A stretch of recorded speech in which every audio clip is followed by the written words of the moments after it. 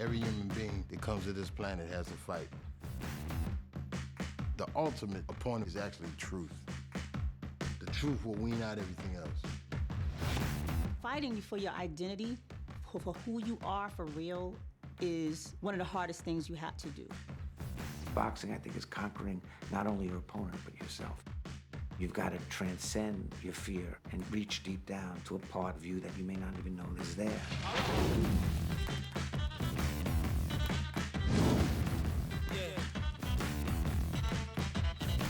The heroic nature of boxing is something that's undeniable.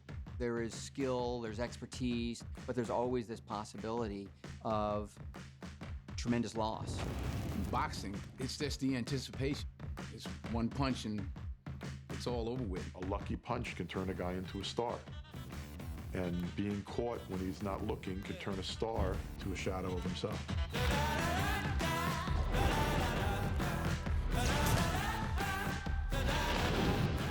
Rich kids don't go into boxing. You know, boxing is a way out of the ghetto. 1 minute a boxer's not getting anything, the next minute he's signing a contract for millions of dollars. How do you handle that? The sport itself, there's a purity to it, but the business might be the most unsanitized of all businesses. Boxing is one of those sports where the toughest motherfuckers in the world are letting some guys that couldn't make it take advantage of them. It's a reflection of our society and your ability to achieve dreams, but it's also a reflection of our society in the fact that we are unquestionably divided between the haves and the have-nots. It's not an easy way to make a living, and it's the most dangerous sport there is. But that's the risk you take.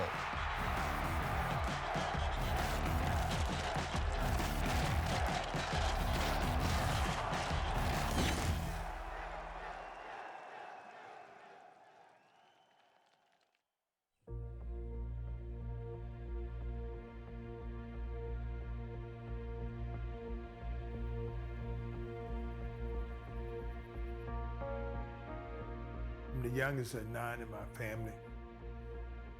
As you can see, I'm black. I was born black, and you know, came from, you know, people call it the ghetto. My mother didn't read, my father didn't read, and so, you know, they were hard worker, and that was my beginning. You live in the project, people throw their trash on the ground. We was a family that picked the trash up and put it in the dumpster. And, you know, people look and would laugh at us. My mother said, you know, you live in this environment, you don't have to be like that. Of course, people had money and they used their money in the wrong way. My mother didn't buy clothes or toys, she bought food. She know that this is what we need to be able to live. My upbringing was 4 sisters, 3 brothers. Coming out of Philadelphia, it's a task itself, especially in the inner city, called North Philly. In the morning, we get up, my mother's saying, okay, get up ready for school, this and that. You had to ration out 2 cans of pork and beans with 6 kids and try to mix other stuff in there to call it something different, Mom. It's the same pork and beans, it just got other meats in it to make it something else. My father was one of the guys that got up every day, did what he had to do. I never seen him sell drugs, anything like that, but I know that he used drugs. I know that he drank. So I had the 2 parents structure in the house, but it was a family where, you know, we tight, but it was some things that wasn't as I would say normal family would be.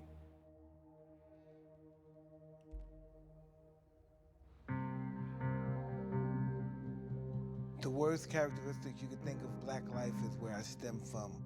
A lot of drugs, tons of violence.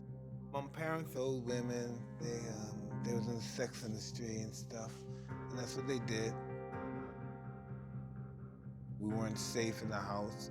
We were always vulnerable. A lot of men sleep with my sister, beat me. There was a pattern of abuse that Mike experienced. Bullies in the neighborhood, which routinely would pick on him. But also, Mike was beaten by his mother. His father was pretty much absent. My mother's very promiscuous. It was just the way life was.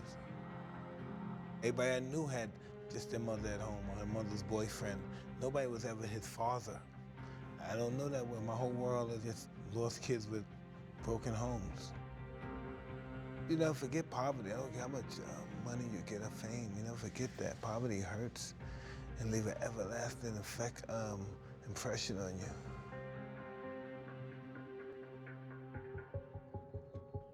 Poverty has its own self-perpetuating logic. When you are strapped for cash and you need to survive in the short term, you start to adopt certain practices that in the long term end up preventing you from taking advantage of all the opportunities that may be out there for you. We came on an era where it really got a little worse, where nobody had anything. You couldn't tease me about my mother being on welfare because your mother was on welfare. Childhood poverty oftentimes leads to adult poverty, and you get locked in these ruts. So not only are they already in these worse environments, but they find it much harder to escape. All these ills work together to create very strong barriers to upward mobility. It's very hard to still believe the American dream is out there. The American dream is something that we're all proud of, we all embrace, yet it's a little bit dangerous. America may be one of the richest countries in the world, but we also have the largest pockets of poverty in the developed countries. 1 in 5 children in the United States grows up in poverty. America has, by far, the most unequal distribution of income and wealth in the developed world. Yet, the idea of the American dream is, in a sense, what keeps the whole system running. I know what it is when people move away from you because they think that they're gonna catch what you got. They think they're gonna get poor if they get to know you. I was just always searching for something. I didn't like my life at home, so I wanted to have a family somewhere else. I tried to find a new family. People that I hung around was in the same situation that I was in. You went on like you was going to school, but in reality, we was in the area, but not in the classroom. We stayed around the school, but not actually in the school. And eventually people do find out, but after a while, you get lost in the system. When I went to school, they said we wasn't gonna be anything. They said we're gonna be statistics. You're not articulate, you don't know your ABCs, your little simple stuff. And my mama always said, so they read better than you. Who the fastest in your school? I said, fastest in what? She said, running. Who run the fastest? I ran to everybody. My mama, there's things that you do better than that person. I said, but mama, they don't talk about that. Your day will come.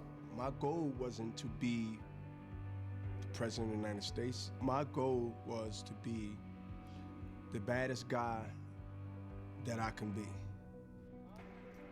We just basically looked at school as being no fun, no action. And if you do catch us there, this gym where we get to play basketball, we get to do things that we thought that was more important than reading and writing and science and history. I stopped going to school because people were kicking my ass. And I just walk around the school till school is over because I didn't want to get my ass kicked. One day these guys came around, 3 or 4 guys, they pinned me up against the wall and they said, hey, yo, got any money? I said, no. So the guy says this, he said, do you want to fly with us? And I didn't know, I'm just a kid, 10 and 9. I said, okay. So I'm helping these guys to this building. This is like I'm abandoned buildings. And I see a box and it's pigeons and pigeons are flying. I said, what the hell? Now I know it's a place to hang out with birds and these guys. So I said, okay, I'd rather be there than be in school and get bullied. So I went back to the coop. I said, need me to do anything for you? They said, yeah. And he took me in robbing houses. And, whoa. And he didn't give me much money, but he bought me clothes.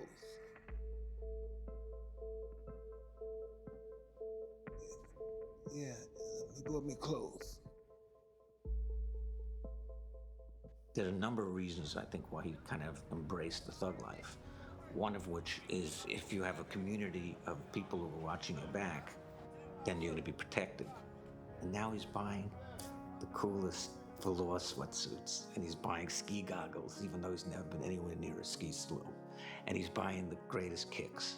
So now, you know, status in that environment is who looks the coolest. The role models that I seen was the people in the street, the pimps, the number writers, the hustlers. They had the cars, they had the jewelry, they had all the things that shines in your face. As you grow up and you grow up fast, you get to know what they're doing is not right, but got them a lot of things and made them live different or better than every working class person in the streets. That's the situation for a lot of young people out there. You know, they can step off the porch with all the values in the world that mom gave them and dad can give them. When they step off that porch into that den, they got to deal with it accordingly. You can go out there and turn the other cheek if you want to. All they're gonna do is hit you in the head and take that earring too. So you had to adapt. Those that adapt well become predators out there themselves. To me, it wasn't a hard choice. I was the type of guy that had no conscience of value of my life and repercussions of what I do. When you think that the value of your life is not that much concern on your actions, and that is a time bomb waiting to blow. Ain't no rules. You don't get disqualified for busting a nigga over the head with something. When you get hurt bad, either your fear consumes you or you become a bit insensitive. Either you're gonna be a punk or you're gonna start to harden up a little bit following that.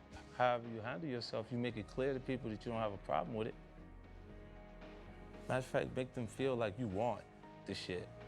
In an environment that I grew up in, which was animal, which was survival of the fittest, which was do or die, you have to be strategic.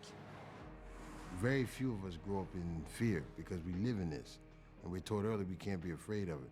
Whenever we're confronted with an obstacle in the streets of a physical nature, the first thing we think of is how to dissect the obstacle.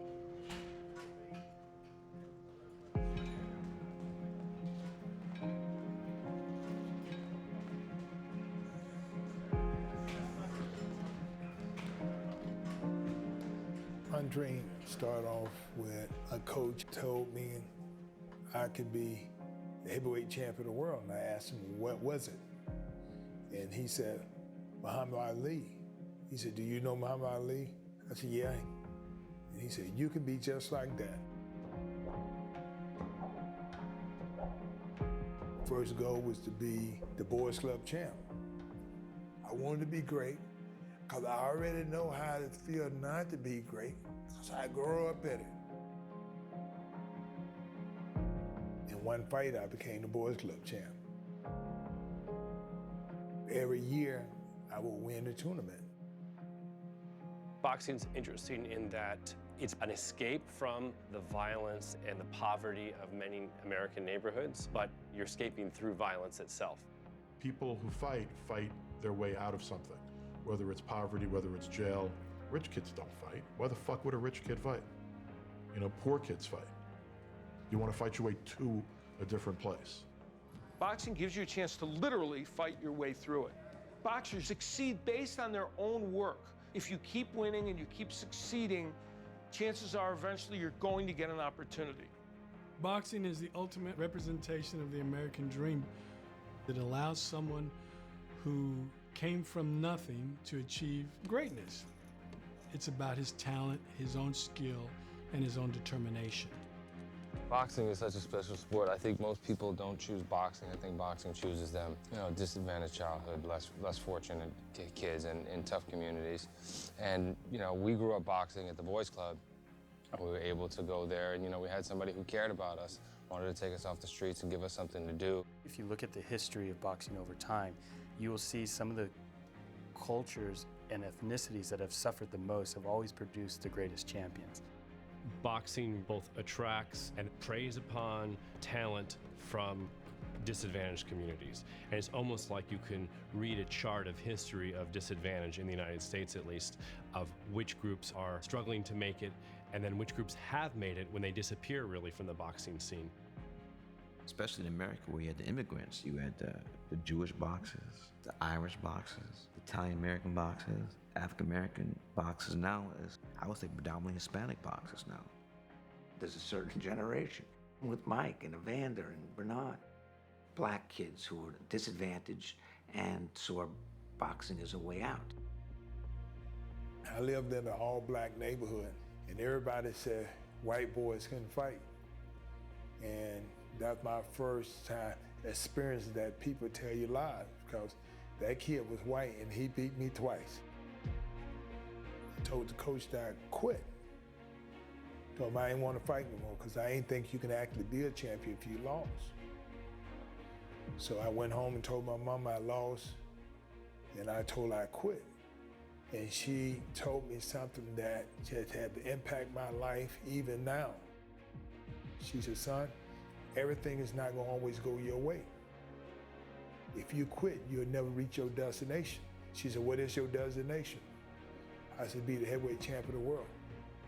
Of course, I went back and I finally beat him, and that fight kind of changed my whole aspect about winning.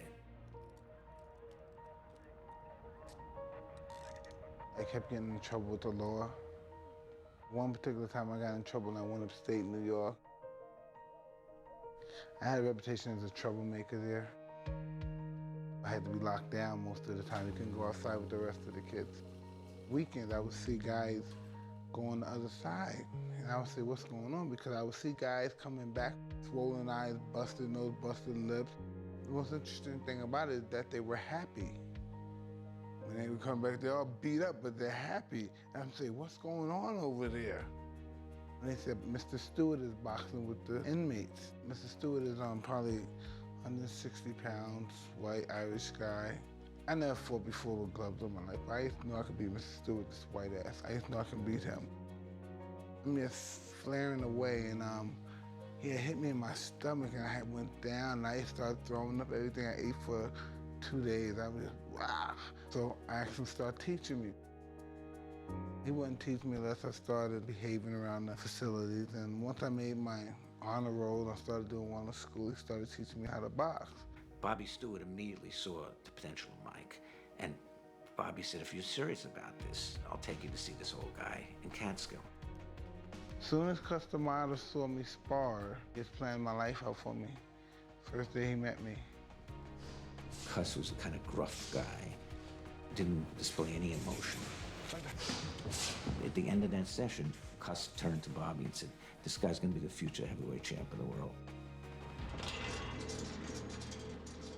At that time, I was about to be paroled back to New York, and he didn't want me to go back because he believed I would get in trouble or get killed. He asked me would I be interested in staying with him, and I said, why? Sure, I didn't want to go back to the disgusting, wretched tenements that we lived in.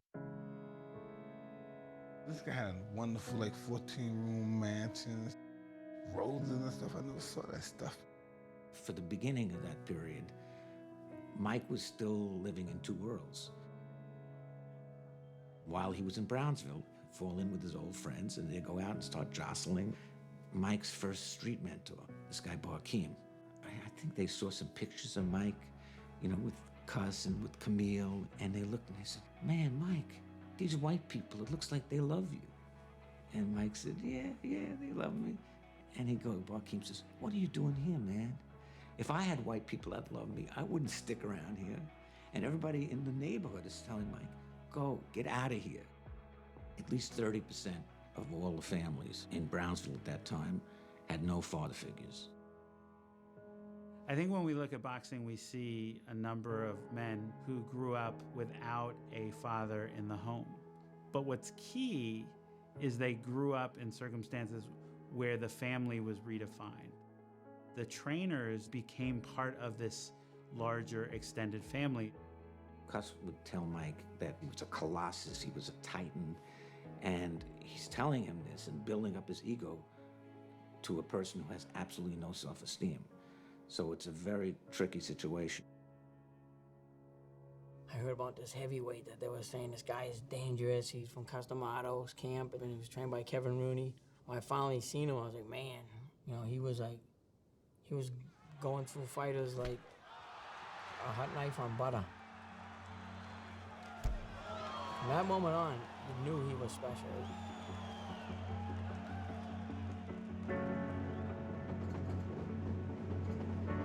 North Philly was known for a lot of fighters back in the 60s, 70s, and in the 80s. I got introduced to the amateurs, and I had the talent, I had the skills, but then as time went on, eventually I started getting respect as a street fighter, and I shied away from boxing. Every time I got stabbed, which was more than once, crazy it might seem, it gave more stock to who you are.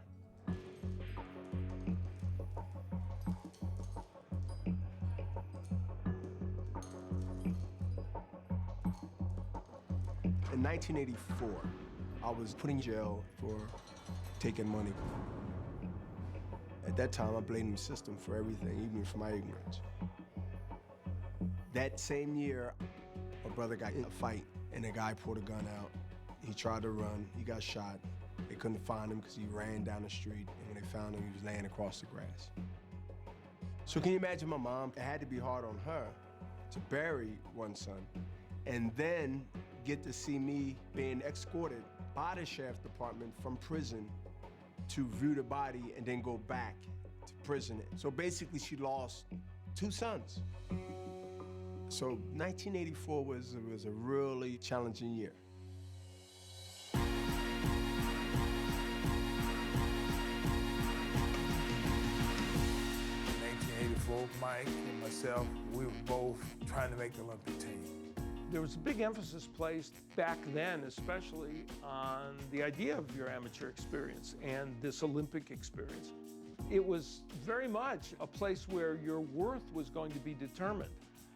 Holyfield and Tyson got an early taste of what the other was about at the Olympics. That's when I got a chance to see him train. I'm one of the guys kind of pride myself in working hard. And when I work in the gym with him, and I'd seen all the things that he would do, and I was just amazed. And I'm like, God, shoot. 17 years old, he's just a kid, man. He's the only person in the gym that I could admit that outworked me. I didn't think nobody gonna beat him. Mike unfortunately lost to a guy named Henry Tillman. Didn't make the Olympic team. He was voted as an alternate. I went to Olympic trials. I didn't make the Olympics, but the experience of going to the Olympics was just incredible. Evander Holyfield, he was just very competitive in the Olympics. He was just very hungry fighter, and he fought, just reminded me of me. But he was gonna win the most outstanding fight, I thought, because he was knocking out everybody. He was beating everybody easily. Evander Holyfield, United States of America. Kevin Barry, New Zealand. Holyfield came into the competition the unknown American, but he's known now, and he's only 21 years old. Look at Holyfield. He's ready. He's got the opponent hurt again. He's ready to put him away, even though there's no blood there. Oh, there it goes. You saw that. It was inevitable. Now, wait a minute. Evander launches a lethal hook that drops Barry, and everybody thinks, okay, fight's over, move on. All of a sudden, the referee starts motioning to the judges. He starts motioning to Evander, and nobody knows exactly what's going on. He is going to disqualify Evander Holyfield. He makes the announcement that Evander is disqualified for hitting after he called stop. Nobody really heard the referee say stop. All they saw was Evander drop the guy. Holyfield got screwed royally. He shouldn't have been disqualified against Barry. That was a joke. Holyfield in total command of the fight. And I just don't understand this ruling. Look at Holyfield's face. What an untoward development. Very conscious, controlling the anger, controlling the tongue. I sit there and tuck it. Howard Cosell made me bigger than life. This is unbelievable. Holyfield holding himself together. A raging controversy had reared its ugly head. Bill Simon, the president of the Los Angeles Olympic Committee, has gotten involved. It really is a full-blown controversy. He wanted that gold medal, but by responding to it the way he did, not complaining, showing a lot of grace, he probably emerged from that Olympics as the most well-known of all those boxers, even the ones that had won the gold medal. That became his launching pad, was the Olympics, while Mike had to begin his pro career in obscurity. Cuss got me into thinking about the great fighters, and every time I failed, I go read about their failures and how they overcame their failures. Mike had a very high skill set, and he had a profound understanding of boxing and boxing history, and that's what made him special. When he wanted to know something, he'd sit there and watch numerous fights of guys from the 50s and 40s and 30s. He's like a boxing encyclopedia. What's the difference between a good fighter and a great fighter? It's how far they're willing to go and how much they're willing to endure. It's the hunger for the world. You want to be that champion. Once you get to know Mike, you know he was a very insecure human being, a very insecure fighter. So a lot of that tough guy image and a lot of the talk and the brashness was basically to hide his own insecurities. Every time he went in the ring, he was scared. It wasn't like he just knew he was gonna win. But Mike also knew when he looked in that opponent's eye, he seen fear. Scared as I was fighting, I realized these guys were more afraid of me than I was of them. And that's when my whole game started changing as far as my approach to fighting. Left hand almost drove Richardson right through the canvas. I did all his early fights on ESPN, and he knocked everybody out in the first or second round. So you looked at it and said, wow. Anybody that wants to stay in the business for a long period of time, like myself, I plan on staying in boxing. I would like to box for at least a good 20 years, because I love the game. He took care of business tonight. Congratulations, Mike. Thank you very much. I studied every fight that Mike fought and tell everybody, be quiet. I'm watching. But you know, because my whole thing, I realized that was going to be the toughest fight in my life if it happened. This is the guy that I got to face one day.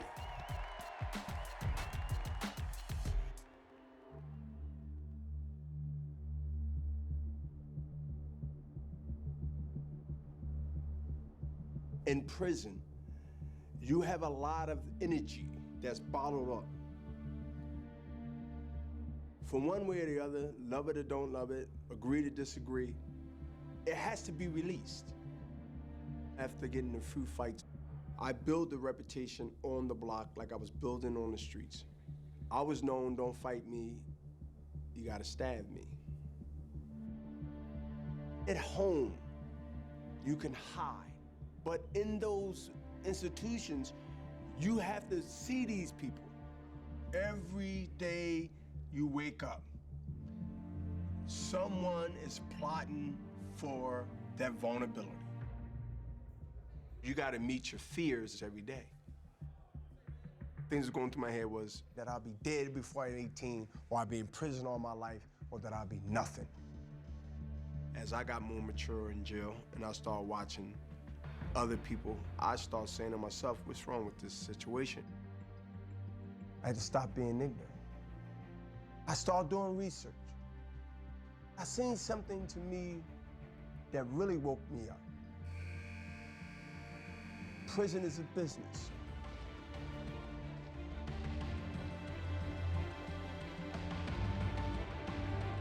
It's 50, it's 60,000 a year for one inmate.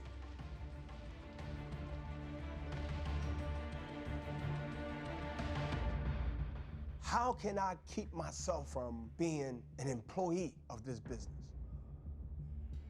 Oftentimes, the real problem with prison is the stultifying boredom. There's mountains of evidence that you know, the supermax prisons where you're in a cell by yourself 23 hours a day, they literally drive people insane. Right? The people who leave are substantially mentally harmed by the experience. It's just not what we as humans are designed to handle. Having that thing that gives you something to do, to hold on to, can be a very powerful means of sort of getting yourself through the mind-numbing tedium.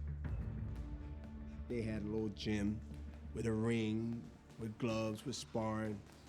And Smokey Wilson, AKA Michael Wilson, continue to say, come on to the gym, man. come on in the gym, stop fighting the block. You're either gonna go in a hole or you're gonna get stabbed or this and that. So, hey, man, all right, yeah, I'll go to the gym. And I sparred with one of the known, respected guys.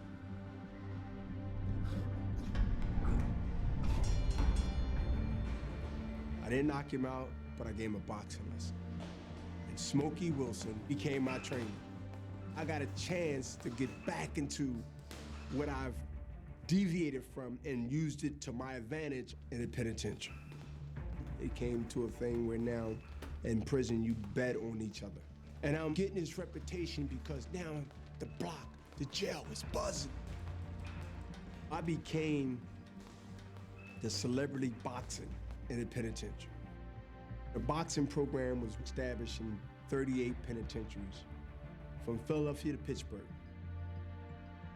And so we had boxing tournaments in jail. In Pill, Rockview, Dallas, Greater Ford, Smithfield, Frackville, we on buses, escorted by guards with shotguns from one prison to another. I'm beating everybody in every penitentiary, and I become the middleweight state penitentiary champion. I fell back in love with boxing again.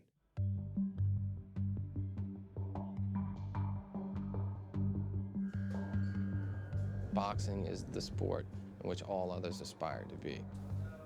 It's you and another guy and who wants it more and who's got the heart and the will and desire, but it comes down to a lot more than that.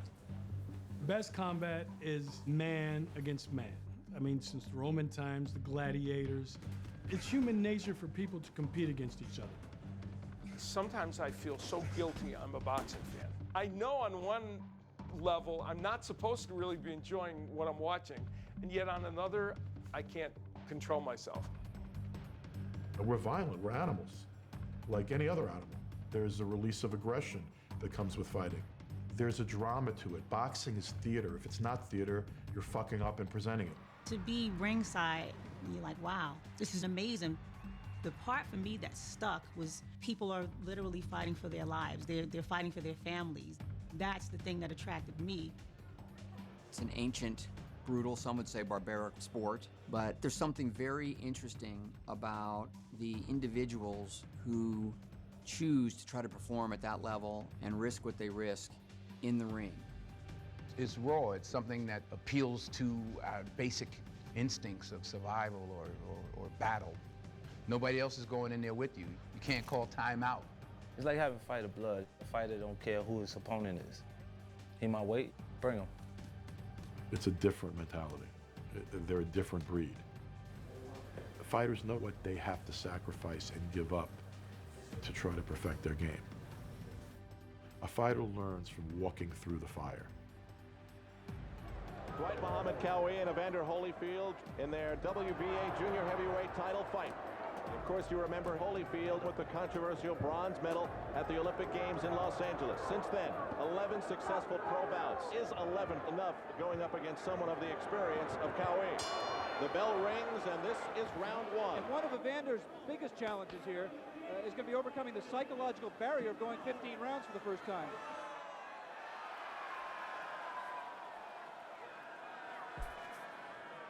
Just keeping your hands up for 3 minutes and moving around a ring, it's a tremendous exertion physically.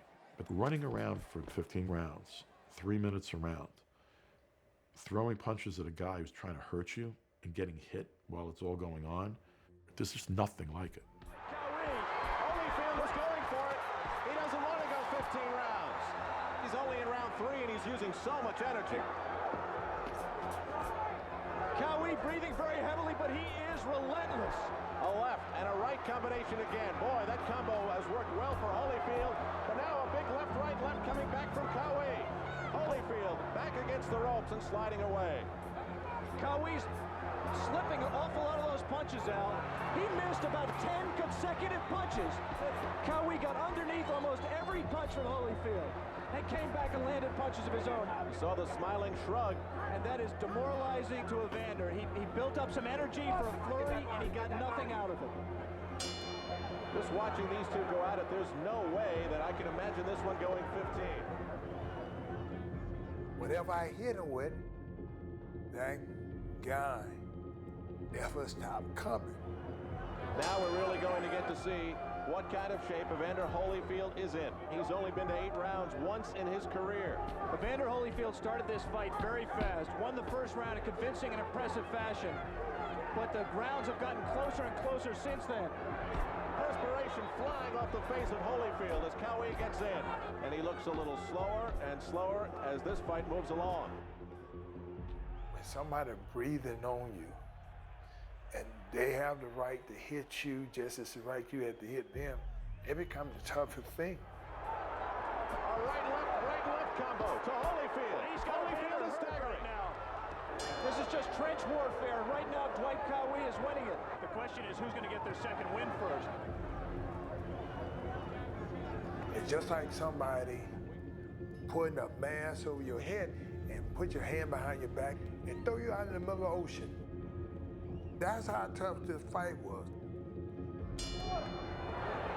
Round 11 for Evander Holyfield's never gone this far in his professional career, or in his career period. Throws one in, and a big, powerful right, the likes of which we haven't seen from Holyfield in a few rounds. I'm a little bit surprised that Evander has been able to hang in there as well as he did. He tired a little bit, but he's come back and he's very much in the fight. Cowie's eyes are blood red. He has taken numerous shots. Breathing very, very heavily. Bloody in the mouth. Evander has a tremendous heart, Al. He's got just a burning intensity. As these two try to chip away at the stamina of each other. Both men showing unbelievable courage and determination. I lost 15 pounds in that fight. They were talking about my kidneys were messed up. All I wanted to do is not die. Holyfield's eyes have that fire. He is officially a professional fighter. He can go these 14, and he will be able to go the 15 rounds. Dwight Muhammad Cowie, who yesterday called Evander Holyfield mediocre, would not be saying that to us right now. And there's the final balance. I didn't die. I made it to the land, and then they gave me a bonus by giving me the belt. For the winner, and new junior heavyweight champion of the world, Evander Holyfield! After that, I was a light heavyweight champion. But my goal, I never forgot my goal was to be the heavyweight champion of the world. Evander Holyfield started as light heavyweight, which is, you know, kind of like being the vice president of the United States. It's not, you don't get a lot of attention. When you talk about boxing, for most people, you're talking about the heavyweight division. The heavyweight champ of the world is an icon. This is the main event of the night, the WBC Championship of the World. In the blue corner, with 27 wins, no defeats, 25 KOs, he is the challenger, Mike Tyson. And in the red corner, he is the WBC Heavyweight Champion of the World, Trevor Berbick. Any question from the challenger, Chief Second? Any question from the champion or Chief Second? All right, let's get it on. All right, and with the words of Mills Lane, we're ready. I don't know about you folks, but here at the Hilton Hotel, there is electricity in the crowd. Mike Tyson has trained his whole life for this. And let's watch how quick Tyson will jump on Trevor Berbick. You get the idea now that Berbick is showing a little false bravado here. And Tyson clips him with the left hand. Look at this, combination. And Berbick ready to go, but he stays on his feet. Another right hand clips him. He can't take shots like this very long. And he's got Trevor in trouble, and he's down as he steps right up the counts to 4 and 5 and 6 and 7 and 8. And he says he's okay. Mills Lane lets them continue. Here comes Tyson again. He knows he can hurt him anytime. Left catches him with the right left hook, and he goes down. He goes down. He should be able to get up from this. His legs may be shut. They are. As Trevor Berbick falls back in the rope. I don't know if he's going to be able to continue. He's got the heart, but his body won't let him do what his mind wants to. And he's counted out. It's all over. We've got a brand new heavyweight champion of the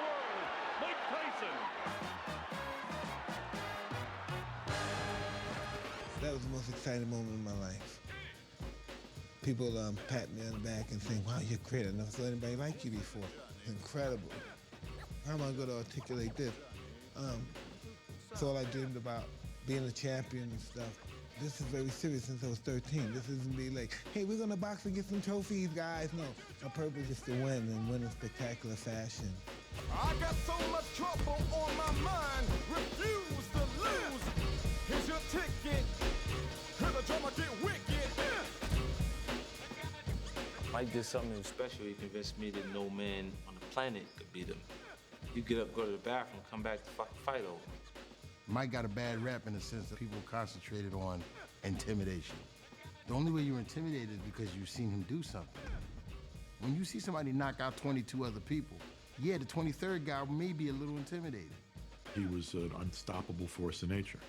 I mean, I still, in my head, have visions of Welcome to the Terror Dome being played where Tyson was walking into the ring twitching with no socks on, and the guy standing in the ring looked like he was shitting his pants. But welcome to the Terror Dome. Don King told him, every time that you knock somebody out in the first round, I give you $100,000 in cash. Fight. And he's down again. He's not going to make it. It's all over. First big fight I went to was the Tyson fight. And there was nothing more exciting than that. He put on a show.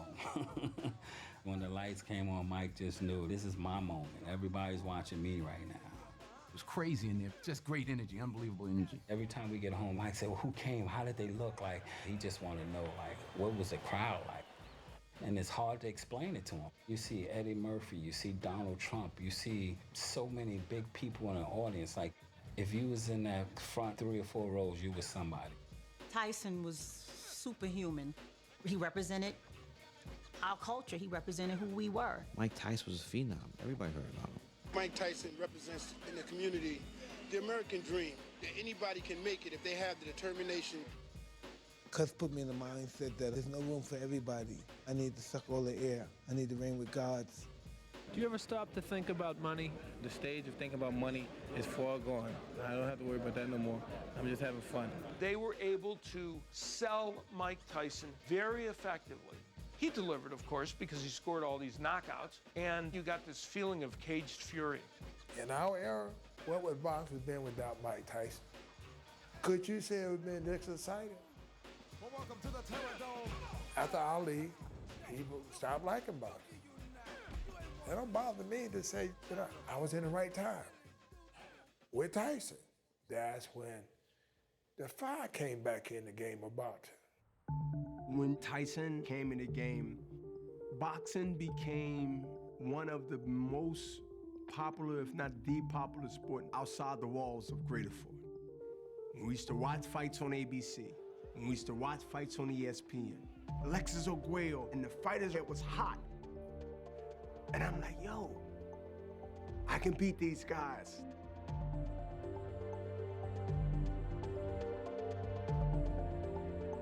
For myself to come out and be paroled to a halfway house, I said to myself, I gotta make boxing work. I knew that this is the only thing that I had to gamble on. Most guys go back when you're in that situation. When they lock you up when you're like 17 and you get out when you're like 23, 24, now you're thrown into the adult world. And with no job skills, nothing but a record on your back. Plus, the little guy you seen on your block, he comes past you in a brand new car with a gold chain big enough for you to see your reflection in it. That's hard to deal with. When you go away, if you come back into the same environment, around the same circumstances, around the same people that you're comfortable making these decisions around, and you have influences that make things easy for you to be in a bad situation. Temptation is great. It's the same if you try not to be involved with drugs. Because of its low price, crack permeates the country, especially the inner cities. When the crack era came into and flooded the streets, it was just hard to say no. The crack era affected everybody. If you lived in an area where they sold it, you were going to be involved. You're looking at your environment and no one's helping you. No one's doing anything. Just feeding you the drugs, feeding you the alcohol, feeding you the negative comments. They're doing exactly what was done to you as a child. So you have to shift and change your environment. Do something, change something. For Bernard not violate parole during that era, during that time, was the most impressive to me. He dealt with it, he came home, he was able to move forward. He realized it wasn't the life for him, he was gonna make sure it wouldn't happen to him. How can I beat the system? I fought, I worked in the kitchen, I worked on landscaping, I did roofing, I found some new people. Those new people got me into boxing, as far as on the business side.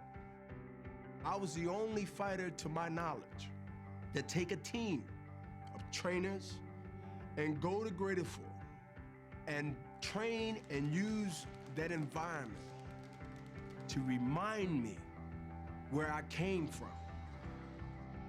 I think it speaks volumes about Bernard and how he looks at life, that he went back to prison with his team to look at the situation and know, this is what I do not want to fall back into.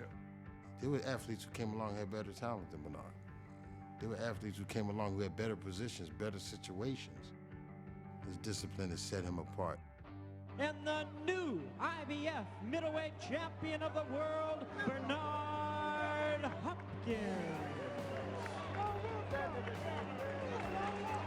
I won my first title in 1994.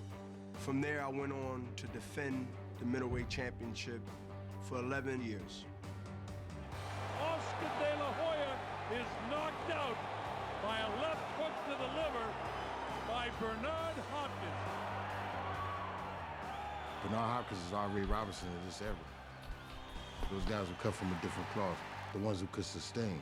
Tonight, you have witnessed history, boxing's ageless warrior, Bernard Hopkins! He became the oldest fighter to win a world title. At an age 48, when it's almost impossible to imagine a fighter doing this. Bernard walked and kept that middleweight weight for 20 title defenses. 20 title defenses. That's gonna be a hard record to break. He's just always represented a hungry fighter that's dedicated and put in a lot of work, you know. You can just tell he didn't get anything handed to him. Bernard Hopkins, to me, is a testament to the fact that anyone can reshape their thinking, can reshape their life, and continue to live that reshaped life. The Bernard Hopkins that I have known all these years, and the man who resurrected his life, is an absolute pillar of self-discipline. What saved me was knowing that I can do this, and to be able to do this in the penitentiary. Those stages are critical for me, to be able to come through that era and come through that time with scars, but I used it to motivate me in a different way. It took time to get there. Bernard Hopkins is very lucky to have boxing and to capitalize on it. He had it and then he took advantage of it. You know, people who don't have those options, it gets very bleak. We've cut back on a lot of the educational options, we've cut back on a lot of the facilities, we cut back on time out in the yard, we cut back on sports. Energize inmates. Use their energy in the right direction by going to the boxing gym. It releases energy that won't be released on authority or on other inmates. Those kinds of programs are no longer available in today's prisons. Today's prisons are more about punishment rather than recognizing the mistakes individuals may have made and helping them grow from them. Sometimes we do completely perverse things. In New York State, at least, the single most popular training program in prison is barber school. So you have thousands of men training to be barbers in prison. It's actually giving them a job to do while they're in prison, providing actually a useful skill they can use on the outside, only they're not allowed to use it at all. People on parole, ex-felons, can't be barbers. It's a blanket ban for licensing. Once you get into that system, we're actually setting you up even more to fail down the line. You just keep making it tougher and tougher, and then shaking our heads in disappointment when they fail and making it tougher still. Activist Angela Davis describes prisons as this place where we don't make problems disappear, we make people disappear. We want to think of ourselves as never making mistakes. And so when confronted with individuals who make mistakes, we're forced to look in the mirror.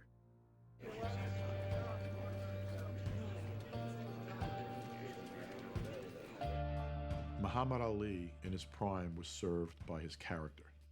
Mike Tyson didn't have that character. He had tremendous ferocity, tremendous ability, God-given strength, but the people around him weren't encouraging him to develop character. They were enabling him, in a lot of ways, to destroy himself. His only real mentors were his managers and his trainers. They weren't really trying to teach him a lot of social skills other than how to deal with media. People treat you differently when you're famous. Fame really distorts your own perception of yourself. Just think, anybody on this planet with 6 billion people? 6 billion, right? Anybody on this planet, you could beat them in a fair fight. So you tell me how that'll feed your ego. He starts buying all these incredible sports cars. He buys Bentleys, he buys Rolls Royces, and he starts buying these mansions. And of course, it's conspicuous consumption. He's showing the world that, you know, look how far he's come. My life only existed through accomplishments. You win this, you get this car. You win this, you get this. You win this, you get that. And you have that much money, you know, everything is possible. The media was creating this image, but Mike was helping him with the image. That he was just a savage, a wild man. If I fuck you in your ass, you punk white boy, I eat your asshole alive, you bitch. I became a megalomaniac. I thought I was a god. If you were old enough, you may have seen some of my fights and some of the things I said to people or said about myself, you know, as some kind of demigod or something. I'm a Tyrannosaurus, man. I'm a tyrannical titan. I'm the best ever. There's never been anybody as ruthless. That's just the way I was trained to fight, to have that kind of belief system. We all heard those stories of people that have had nothing and then had it all and didn't know how to handle it. It's one thing to be able to have that drive and that desire to become a champion, but to stay hungry when you have that success, it becomes that much harder. We think of him as this monster with huge power, and he did have power. But Mike Tyson was a small heavyweight who needed to fight well to be effective. A Mike Tyson that isn't perfectly conditioned and a Mike Tyson that isn't fighting the right style, he's beatable. Please welcome the challenger, James Buster Douglas. No one expected Mike Tyson to lose to Buster Douglas. The odds were astronomical. Introducing the undefeated, undisputed heavyweight champion of the world, the one and only Iron Mike Tyson. It was in Japan, and most news organizations didn't even send anybody to cover the fight. Larry, what are we about to see? Another 90-second annihilation of an ill-prepared opponent? Well, in the important game of expectations, this fight is over before it begins or soon thereafter. You have to remember that just nobody believes anybody can compete with Mike Tyson. And there, of course, is Evander Holyfield, who has a guarantee of $12 million to fight Mike Tyson in June. Everyone was looking forward to Mike Tyson fighting Evander Holyfield. I watched the Douglas-Tyson fight with Donald Trump and his executives. They were expecting that Tyson-Holyfield fight to be on one of their properties and would be a major event for them. Mike went kicking and screaming to Tokyo. You know, he thought, I knocked out guys that beat Buster Douglas, so why do I have to, you know, train for Buster Douglas? So he got there and he didn't train. And he instead enjoyed all the fruits of young Japanese women there. Buster had nothing to lose, and he was training his heart out. Evander saw this, and he knew trouble might be on the horizon. Douglas is getting Mike Tyson to reach in. When you reach in, that's what happens. Another good right hand and a good right uppercut and two more good rights by Douglas. I don't think I've ever seen Tyson absorb that kind of a 4 or 5 punch combination before in his professional career. And he has swelled up Mike Tyson's eye and is dominating the fight right now. It was a perfect storm of events. It was Mike Tyson not taking Buster Douglas as seriously as he should have, and it was Buster Douglas preparing himself correctly. Rolling willingly just to try to get in the shot that will finish things in. Oh, the uppercut. What an uppercut by Douglas, and down goes Tyson.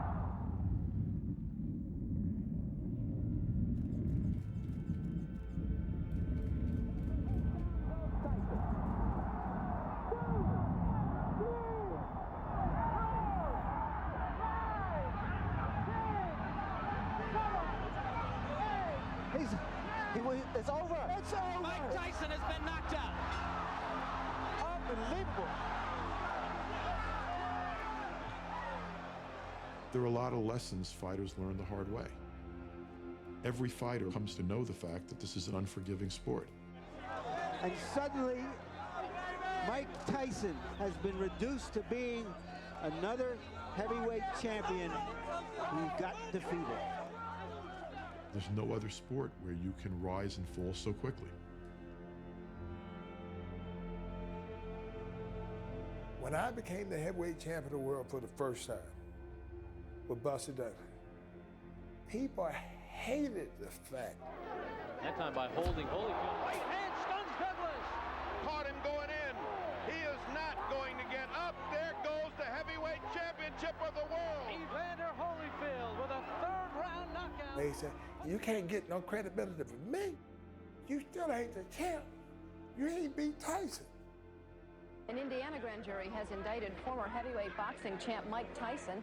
He is charged with raping a woman who was a contestant in this summer's Miss Black America pageant. Within the past hour, the jury has returned 4 indictments, 1 for rape, 2 charges of criminal deviant conduct, and 1 charge of confinement.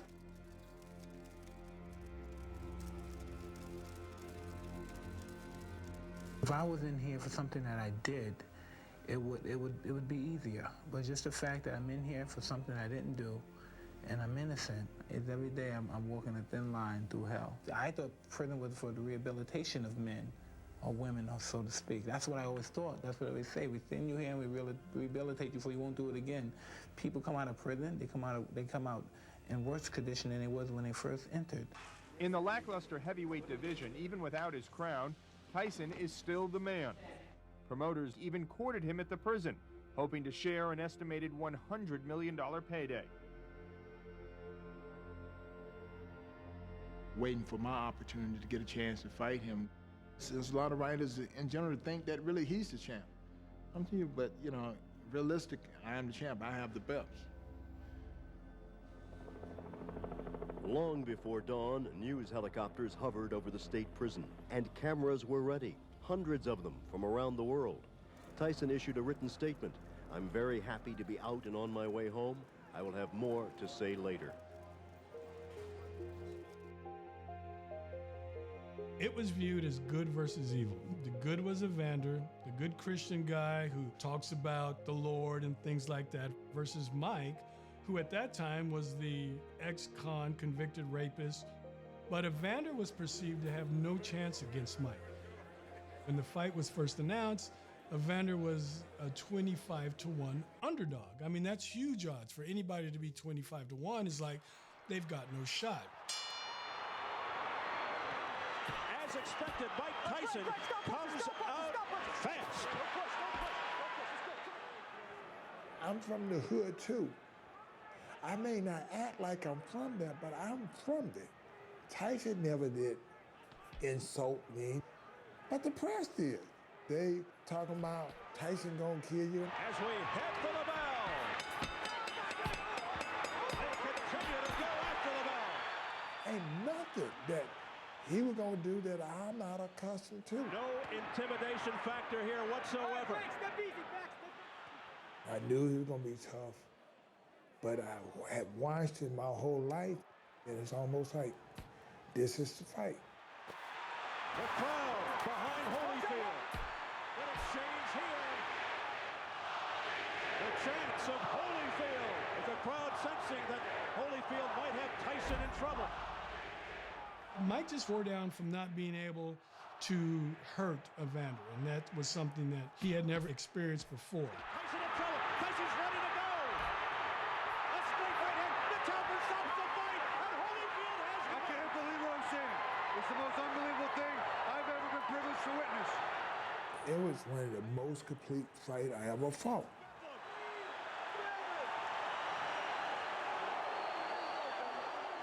That was Holyfield's greatest achievement. Evander Holyfield ended up being in some of the largest pay-per-view matches in the history of the sport.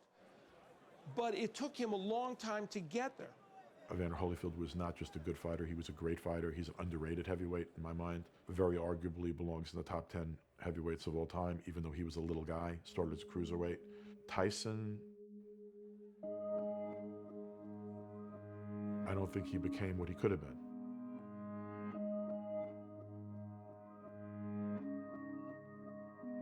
Boxing, as we imagine it, is driven by a desire to annihilate the opponent. The focus is on the external. Looking at what boxers themselves say is that it's about the internal, it's about the discipline, it's about the craft, that it's not about the opponent, it's not about the external, but it's about the internal. It's about self. When you win, everybody wins. When you lose alone. And that's the truth, because you have to deal with that by yourself. There's a large degree to which the fighter that achieves stardom, superstardom, they represent the American dream to people. I mean, the underdog that makes it. But I gotta be honest with you, I think a lot of that's greatly overstated. You know, Mike Tyson, the biggest athlete by far of the 1990s, and biggest athlete of the 1990s, and certainly a superstar boxer, suffered a lot of ups and downs and was never really protected by the people that surrounded him for the majority of his career. That my self-worth, even when I was a child, was depending on how much I could hurt someone. And as I got older and I met Cus, that's what it continued to be, how many people I could knock out, how fast I could knock them out, how bad I could hurt them. And so it just stayed on that path. The kid doesn't have a normal home environment, doesn't have a normal support system around him, and then he's basically trained to be a fighting machine. His life was crazy. Tyson was a pit bull. The ear-biting incident was a checkout. Mike was messed up. I'm sure he'd be the first one to tell you that. And you have to understand, this is just what I did 7 years of my life, 8 years of my life. My greatest moment was when I stopped boxing. It was just dark for me. Boxing got real dark for me. A stunned crowd here at the MCI Center in Washington, D.C. as Kevin McBride defeats Mike Tyson, who quits on his stool. I got the ability to stay in shape, but I don't got the fighting guts, I don't think, anymore. When did you recognize that? At what part of the fight? I don't know, early into the fight. I'm just sorry I let everybody down. I just don't have this in my heart anymore. Did you feel as though you had it coming into the fight? No, I'm just fighting to take care of my bills, basically. We know from studies of lottery winners, of professional athletes, anyone who comes into a sudden windfall of money, be careful what you wish for, because that creates more problems. You have everybody coming out of the woodwork to try to get a piece of your action.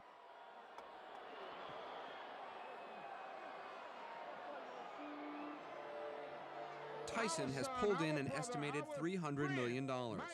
He could have made more if he hadn't racked up the prison time.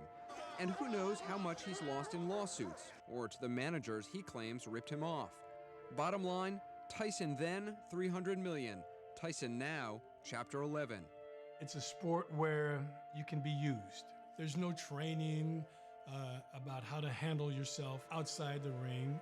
Very few boxers are taught about how to handle their money.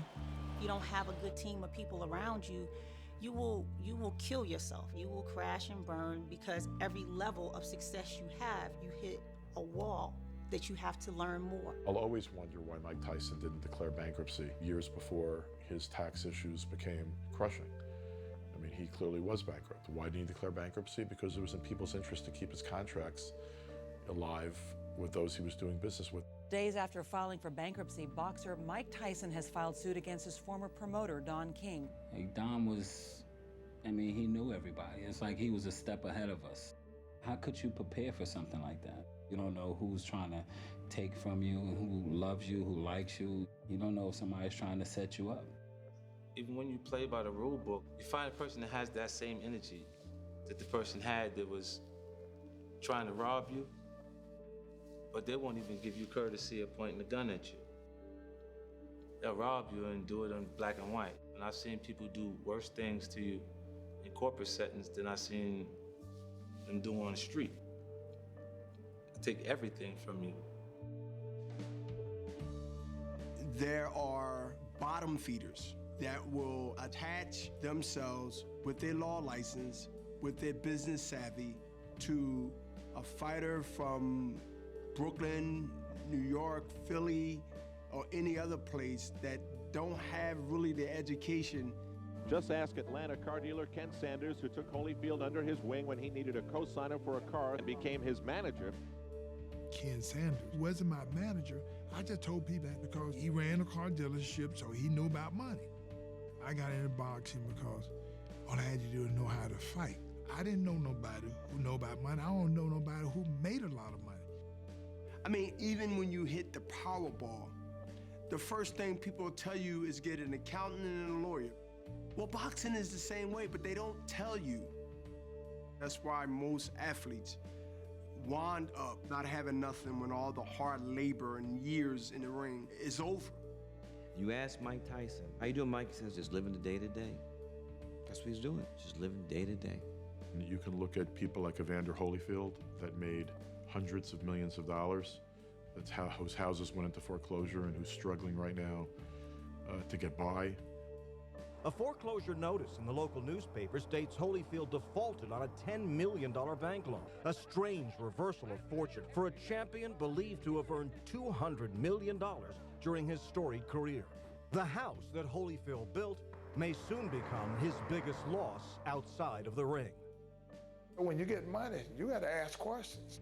I never did have to ask questions because I never had no money. What happened to me is not so much they stole, but they did take advantage of what I didn't know. They all want this boxer to make them money. Once the boxer doesn't make them any more money, they're cast aside like rubbish. Retire with a great record and then be sitting on a stool in your living room, where do I go from here? I don't have any skills. I'm not trained to do anything. I'm not educated. I don't have a college degree. A lot of guys don't have high school degrees. It's not at all uncommon to have even boxers who had great acclaim wind up broke, penniless, as greeters at a casino in Vegas.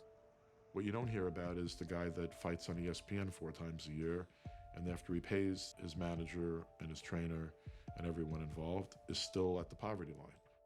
The budgets on ESPN allow a guy in a main event to get paid about 15 grand.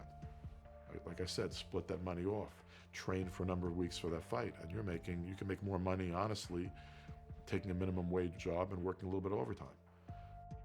The minimum salary in Major League Baseball, even in minor league baseball, is livable. There is no minimum salary for a fighter. I mean, the top 1% of fighters probably make 99% of money. Boxing is laissez-faire capitalism run amok. There is essentially no one running the ship. There's different organizations that run a piece of it. There's promoters who go up and down and control parts of it. But there are essentially no regulations. Boxing is regulated at the state level. You have Nevada with its set of rules, you have California with its set of rules, you have New York, you have New Jersey. Jurisdictions will have different perspective on a different matter, and nobody is on the same page at all times. Most people think that we need a federal commission to regulate the sport of boxing. The federal government attempted to regulate boxing by the passage of the Ali Act. It's given some authority to the federal government to enforce boxing from a business perspective. However, there has not been any prosecution or implementation of the Ali Act for a fighter. Why is it every sport in America is regulated or have some type of union and boxing don't?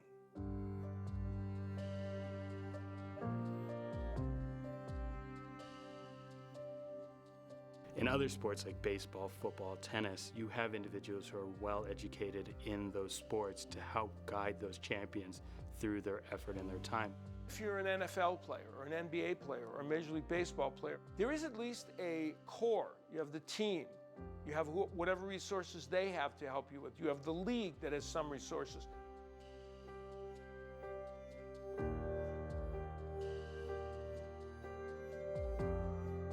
Who do we go to? It's crazy to put your body and your mind through this hard way of making a living for yourself and your family, and to wind up with nothing, and not even your health, to me is a sin. We as a country are in love with our sports, but when these two fighters step into a ring, there is a level of violence that is unlike any other sport in terms of duration and intensity. When a fighter receives a blow that's so severe, what's going on inside the head is the brain is suddenly slammed against the back of your skull and then thrown forward again as the head snaps back. It's commonly called a concussion.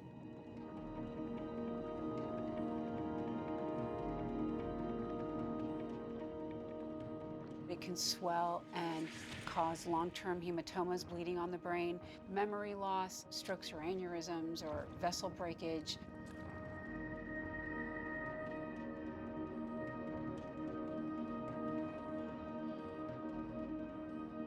It can cause death, depending on how severe, how acute, where the brain actually impacts the skull. It has happened where a fighter will leave the ring, whether they've won or lost, they look fine. They head out to dinner, everything's wonderful, and 1 to 2 to 3 days later, something, traumatic happens. I had a young champion, a guy named Levander Johnson. He was walking out of the ring. I walked out of the ring behind him, and I saw he was a little unsteady on his feet. He put his arm on me, and I walked him back to his dressing room. He was apologizing for losing, and I'll never forget it. He sat on a stool, and he looked at me and he said, "Lou, I have a headache," and then he fell forward. And he never regained consciousness. He died, I think it was 5-6 days later. Every society, for the most part on the face of the earth, has some primal need for violence. It's always there, that bloodthirstiness. It's human nature to be fascinated by violence. We hear a car wreck, we go see what happened. Horror movies, how is somebody gonna be eaten alive or torn up? It's all over the place. We are just attracted by confrontation, by conflict, by controversy. That's what sells. And that's what boxing tries to sell. Boxing needs something that can say, hey, there is support for a fighter. The fighter is the one who's putting his life in danger to enter that ring and provide entertainment to everybody that's there. However, we have to weigh the resources we have with the actual regulation of the sport. Over the last year, we generated about $5.5 million in tax revenue just from ticket sales. The state legislature then makes an appropriation to the athletic commission, and that allocation is about $450,000. So there's a huge disparity from a regulative perspective. I'm concerned right now about the sport.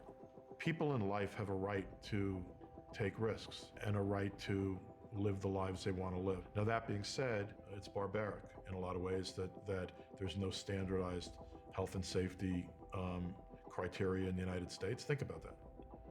It's preposterous. It's high time that boxing began to regulate, just like, other pro sports like in the NFL. When there's no checks and balances, there's a problem.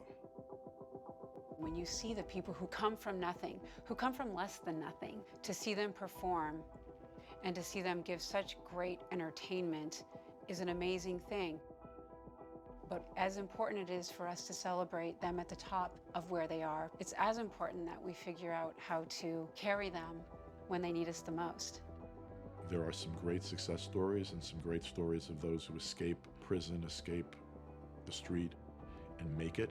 But for every one of those guys, there's a sad story. And there's a story of someone who's exploited, or a story of someone who loses their health in the long term, or a story that somebody who becomes a champion and toils for years and then winds up retiring with virtually nothing. It's the American dream and it's the American nightmare.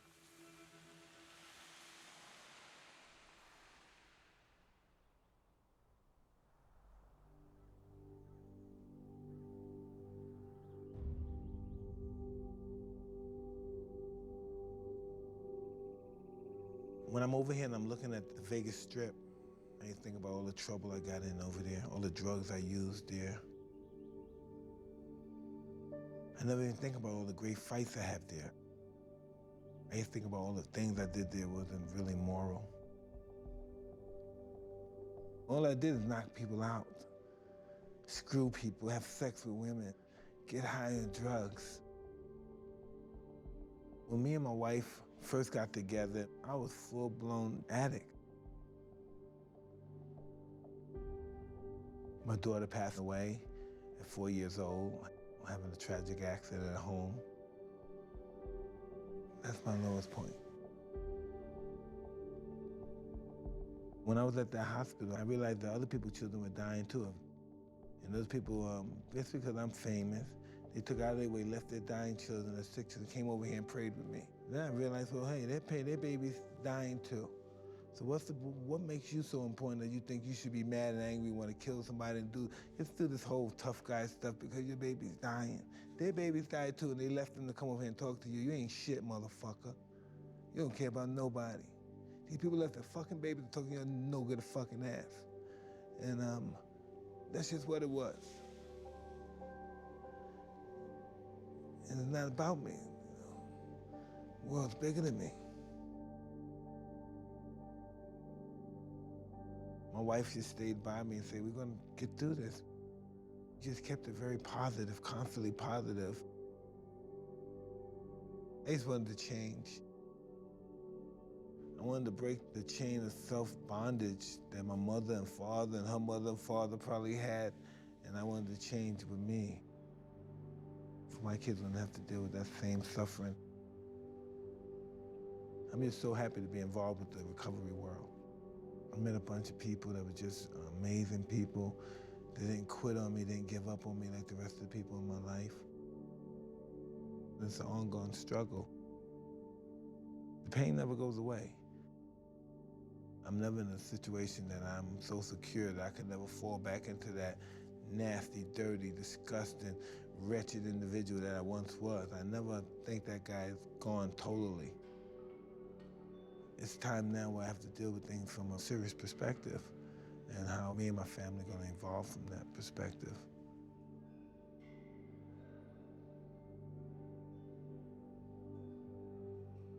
You have to make adjustments. Adjustment is part of life. Disappointment, that's the biggest fight. You want to see how strong somebody is. Let them get disappointed.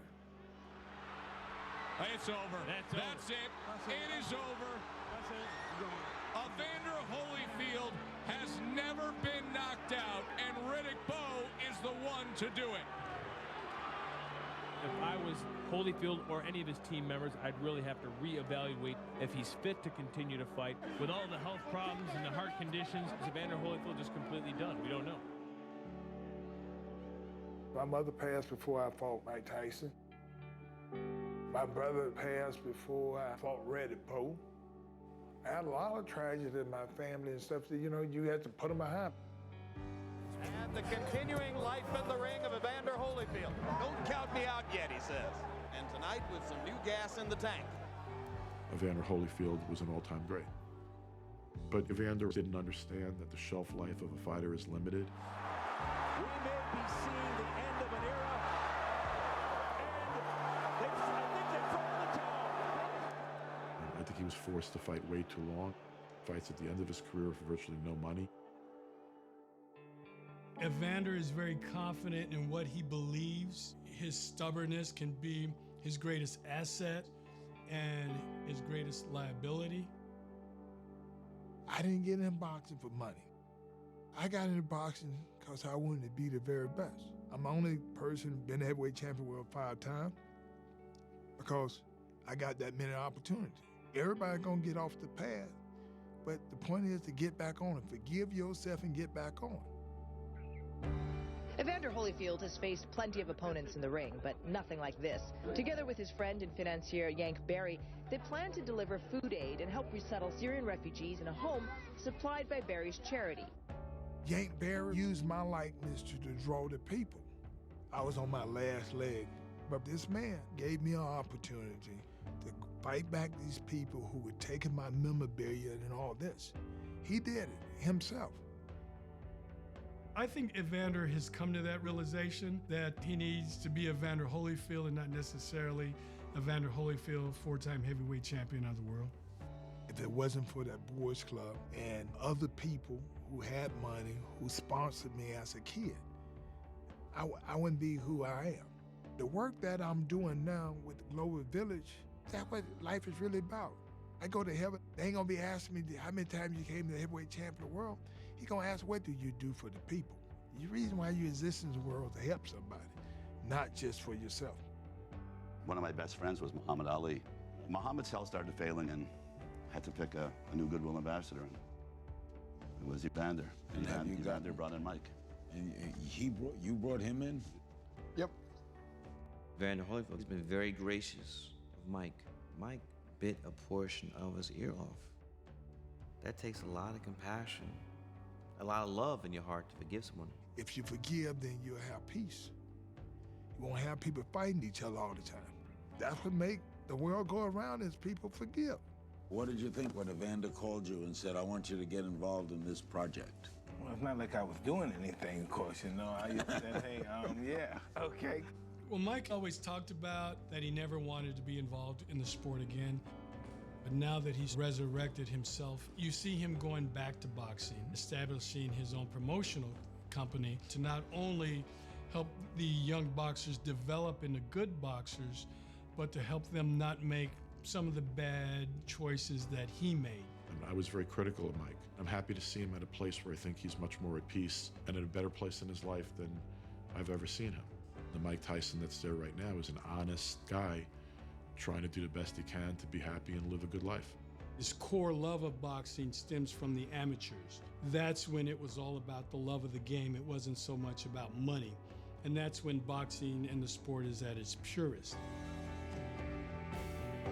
It's the adversity that you face as a boxer that really brings out the true champion. Bernard and Mike and Evander, all of them have faced that kind of adversity, inside the ring to be sure, but outside the ring as well. And I don't think we can measure the arc of some of these people until we see them go through the adversities. And when they do, it takes a lot to come back from it. The one thing that I think keeps them coming back both in the boxing ring and in life is the fact that boxers have perseverance. I'm on a different mission now that some ain't gonna like, and they shouldn't. What I would like to do in my second half of life is to raise what they would perceive to be hell amongst the people that want to keep a society of prey to exist so they can take advantage of the backs and blood and tears of a fighter.